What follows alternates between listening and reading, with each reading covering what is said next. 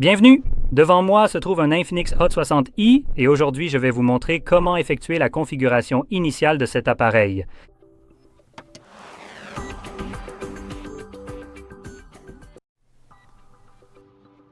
Pour commencer, lorsque vous l'allumez pour la toute première fois, vous devriez voir le même écran que moi, c'est-à-dire un écran de bienvenue. Je vais cliquer sur la seule option disponible, à savoir la flèche. Cela va nous amener à la page de sélection de la langue. Ici, trouvez la langue que vous souhaitez utiliser. Je vais sélectionner l'anglais ici. Et je vais choisir États-Unis, je suppose. En passant à la page suivante, nous pouvons sélectionner notre pays ou région. Ici, je vais en fait choisir la Pologne, non pas parce que c'est mon pays d'origine, mais parce que la Pologne fait partie de l'Union européenne et l'Union européenne se fiche complètement des entreprises et de leurs sentiments blessés. Contrairement à n'importe quelle loi américaine, qui en gros est faite pour ces individus, afin de les faire rester dans leur pays à cause du PIB et de conneries du genre. Et bon, si ce sont des fichiers PDF, c'est totalement acceptable, non? Donc je choisis cela simplement parce que, premièrement, comme je l'ai dit, l'Union européenne s'en fiche. Deuxièmement, parce que l'Union européenne agit de manière proactive contre cela, d'une certaine façon.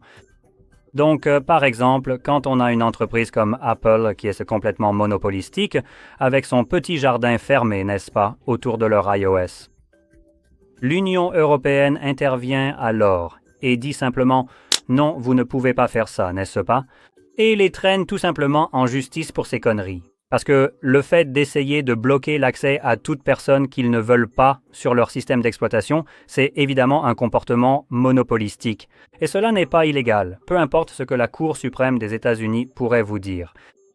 C'est pour cette raison précise que j'aime ce pays, ou n'importe quel pays de l'Union européenne. Et évidemment, si une entreprise est obligée par la loi de changer quelque chose, comme ce serait le cas pour Apple par exemple, elle va probablement s'y conformer de mauvaise grâce. Mais ils ne le feront que dans les régions où ils y sont contraints. À l'heure actuelle, je sais qu'ils sont obligés de le faire dans un pays, pour essentiellement permettre les boutiques tierces, mais pour une raison quelconque, ils continuent quand même à prélever 30% des revenus, même si qu'est-ce qu'ils font pour ça au juste. Donc, encore une fois, il y a toujours quelque chose qui se passe à cause de ces failles. Mais bon, au moins ils sont obligés de faire quelque chose qu'ils ne voulaient pas faire. Même si pour être honnête, ils s'en sortent plutôt bien dans ce cas précis, mais sinon, toutes les autres lois qui sont favorables aux consommateurs ou qui essaient au moins de l'être viendront évidemment principalement de l'UE. Donc, choisir un pays de l'UE vous ferait en quelque sorte bénéficier de cela, ou du moins je l'espère.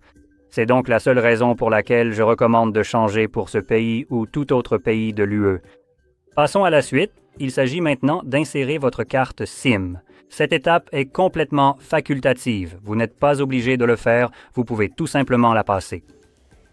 Maintenant, comme c'est un téléphone, vous voudrez sûrement le faire, mais ce n'est pas obligatoire. Idem pour la connexion Wi-Fi. Ce que je vais donc passer et continuer. Nous avons un accord utilisateur et des services, donc nous avons les conditions d'utilisation et la politique de confidentialité. Et vous pouvez appuyer sur chacun d'eux pour lire exactement à quoi vous consentez. Ou alors, vous pouvez faire comme tout le monde et ne jamais en lire un seul mot.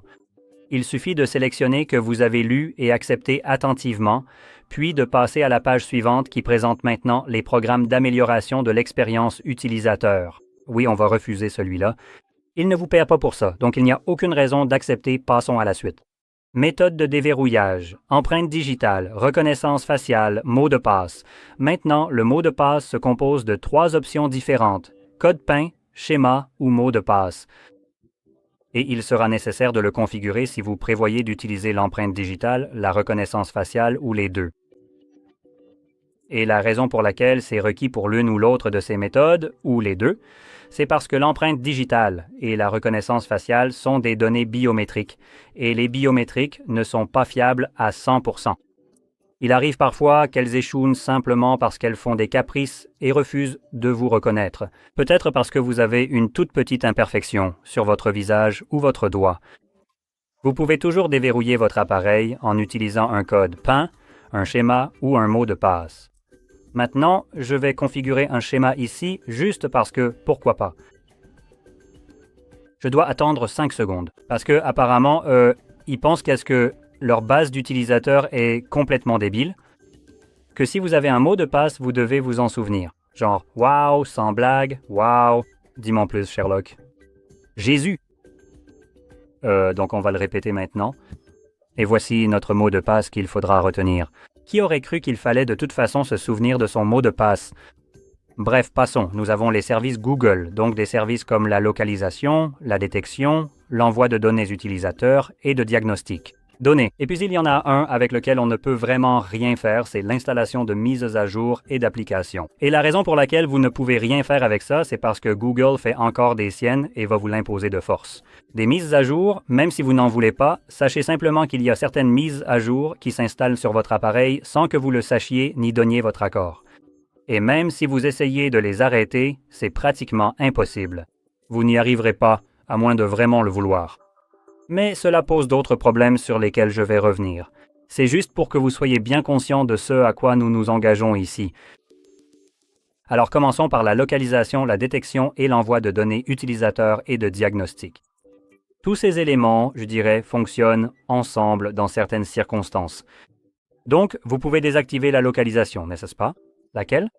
Et ici, si je me souviens bien, cela inclut le Wi-Fi, le GPS et c'est à peu près tout. Donc, super, apparemment. Nous n'utilisons pas la localisation via le Wi-Fi et le GPS. Eh bien, on peut quand même accéder à notre position, par exemple via le Bluetooth, ce qui peut se faire grâce à d'autres appareils à proximité. Ces téléphones les vont communiquer entre eux, donc votre téléphone n'est jamais vraiment anonyme en quelque sorte, et votre position est toujours suivie.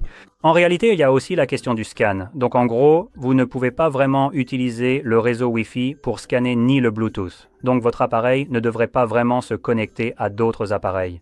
Devinez quoi? C'est toujours le cas, donc ça ne change pas grand-chose. C'est juste que, maintenant, ça se fait sans votre permission ou sans que vous le sachiez. Et il peut aussi utiliser d'autres moyens comme le NFC pour faire cela, ou n'importe quel autre moyen, comme les réseaux mobiles, pour également se connecter aux antennes et ainsi suivre votre position. Donc, encore une fois, ça ne change pas grand-chose.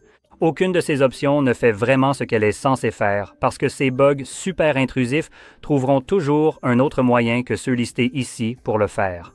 C'est essentiellement pour contourner tout ça afin de savoir exactement où vous êtes. Et mais il y a une chose que je peux un peu vous montrer comme preuve. C'est un exemple très simple mais qui illustre très bien ce dont je parle. Voici donc mon téléphone maintenant.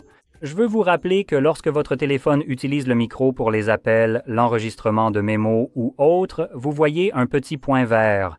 C'est une fonctionnalité conçue dans Android pour la confidentialité. À des fins de confidentialité, donc vous savez quand votre téléphone vous écoute. Et juste pour vous le prouver, je vais ouvrir un enregistreur, voilà, enregistreur vocal, je vais commencer à enregistrer. Et vous pouvez voir, voilà l'icône dont je parlais, ce tout petit point vert. Super, arrêtons ça. Donc attendez un instant, ça va disparaître. D'une seconde à l'autre, à moins que je doive fermer l'application, essayons ça maintenant.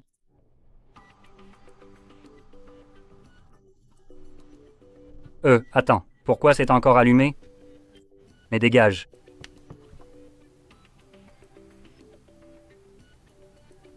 Tu te fous de moi, là? Bon, laisse-moi juste gérer.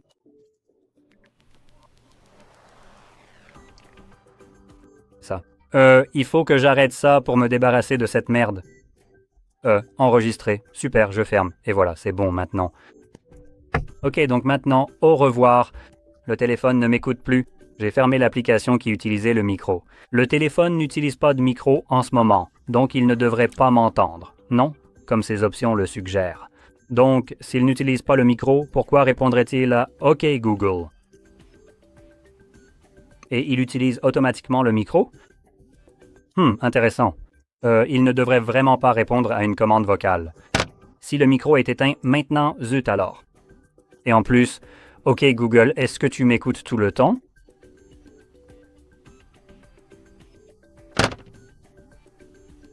Eh bien, c'est très surprenant, étant donné que tu viens littéralement de m'écouter sans que le micro soit activé. Donc comme je l'ai dit, prenez ces options avec des pincettes, parce que c'est vraiment n'importe quoi. Voilà ce qu'il en est ici. Ce n'est pas vraiment vrai. Rien ici ne fonctionne réellement. Donc tout ça, c'est juste pour te donner l'impression dans ta tête que tu as désactivé quelque chose. Mais en réalité, la société te dit d'aller te faire voir, on va quand même faire ce que tu ne veux pas qu'on fasse parce que va te faire voir et l'un des plus gros va te faire voir, c'est ce truc de merde juste ici, le dernier. Installer des mises à jour et des applications. Alors celui-là, c'est vraiment le truc le plus dégueulasse ici parce que tu peux aller dans tes paramètres, désactiver les mises à jour automatiques pour les applications système et toutes ces conneries, non?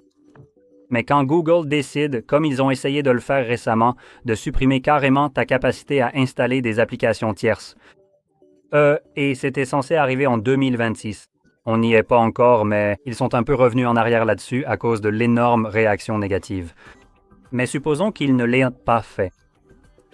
Tu peux désactiver tous les types de mises à jour que tu peux trouver.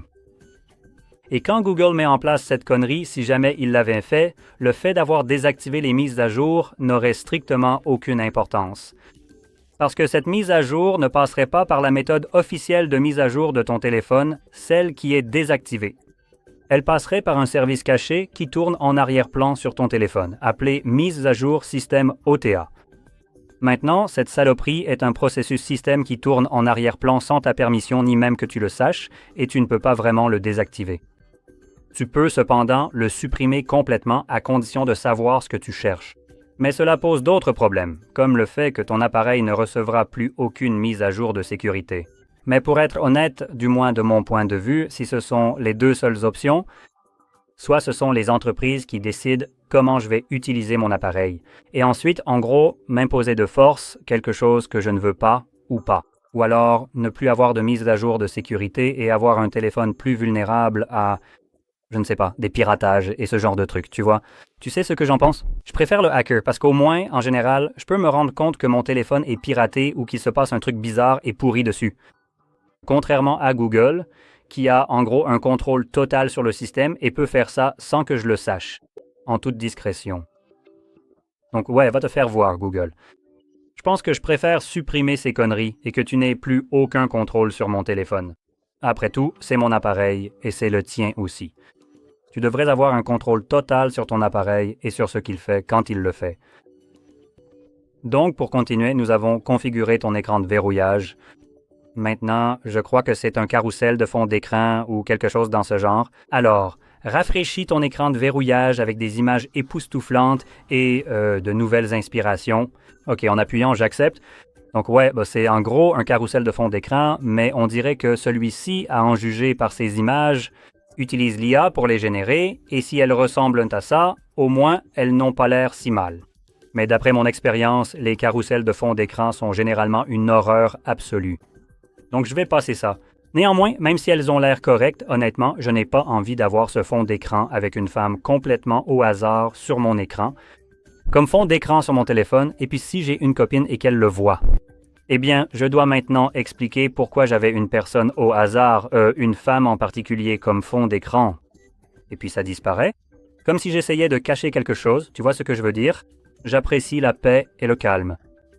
Donc je pense que désactiver ça est une bien meilleure option, plutôt que d'avoir à expliquer à votre partenaire que vous ne cachez rien, que c'était juste un fond d'écran pris au hasard, qui ne réapparaîtra probablement que quand vous ne le voudrez pas.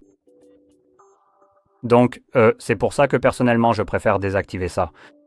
Voilà. Pour continuer, nous avons Mobile Cloner, donc c'est une application d'accès illimité ou une application pour transférer des données depuis un ancien appareil. Disons que vous voulez transférer les données de ce téléphone vers le nouveau ici. Tout ce que vous avez à faire, c'est de télécharger Mobile Cloner via les applications ou tout autre moyen et il vous expliquera probablement la marche à suivre si vous passez par là. Donc, vous pouvez télécharger cette application sur un ancien appareil en supposant qu'il ne s'agisse pas d'un Infinix. Si c'est le cas, vous pouvez simplement l'ouvrir. Elles sont généralement préinstallées, puis connecter ces deux appareils et sélectionner ce que vous souhaitez transférer sur ce téléphone. Maintenant, je vais choisir « Ignorer » au lieu de « Essayer maintenant » et cela termine la configuration. Sachez aussi que vous pouvez utiliser ce Mobile Cloner à tout moment après la fin de la configuration, donc ce n'est pas limité à l'installation initiale. Vous pouvez le trouver quelque part ici. Pour être honnête, je n'en ai absolument aucune idée d'où. Voyons voir, peut-être ici. Oh, voilà. Mobile Cloner, comme vous pouvez le voir, il est juste ici, donc vous pouvez l'ouvrir plus tard et transférer les données par la suite également.